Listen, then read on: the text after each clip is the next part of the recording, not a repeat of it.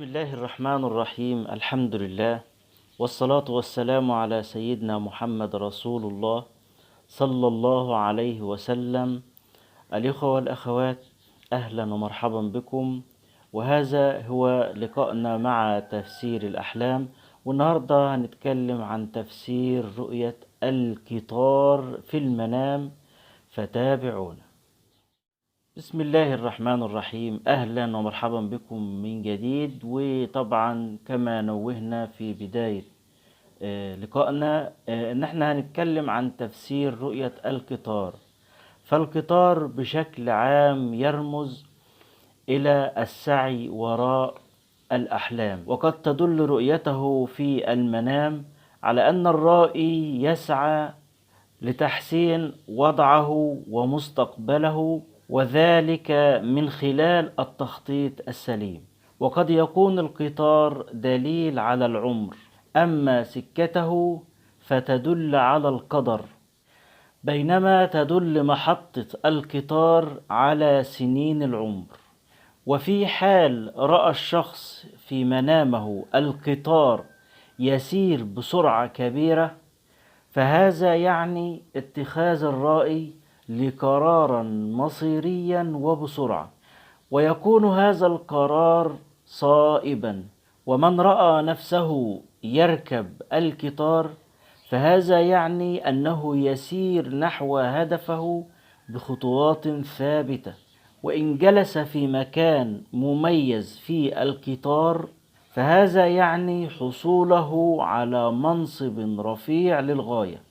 ومن تعرف على سيدة في القطار فهذا يعني أنه سوف يبدأ حياته بالعمل والكد.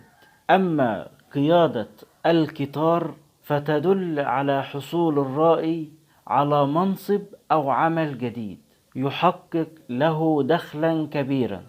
ومن رأى نفسه يقف في محطة القطار منتظرا وصوله فهذا يعني مروره بمجموعة من المشاكل والأزمات والتي سوف يتجاوزها بنجاح. ومن رأى نفسه في القطار ووقع حادث في القطار فهذا يعني أنه يمر بأزمات صعبة وظروف قاسية. ومن رأى قطارين يتصادمان فهذا يعني وجود شخص ما في حياة الرائي ينافسه ويعطل أعماله. ومن رأى في منامه أن القطار صدمه أو دهسه فهذا يعني تخليه عن هدف ما في حياته بعد يأسه منه وتوجهه نحو هدف آخر.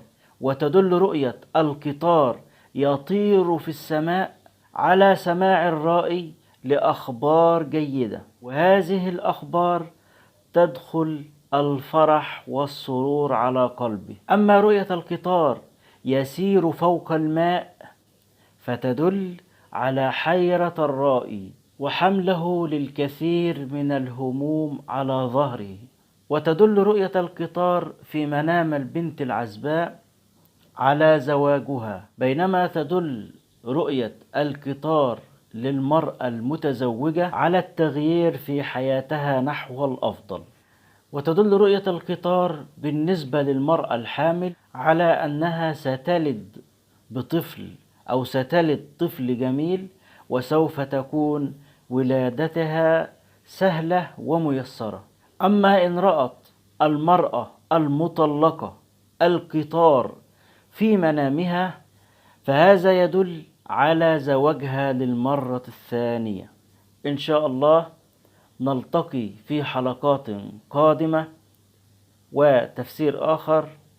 أترككم في رعاية الله وأمنه، والسلام عليكم ورحمة الله وبركاته.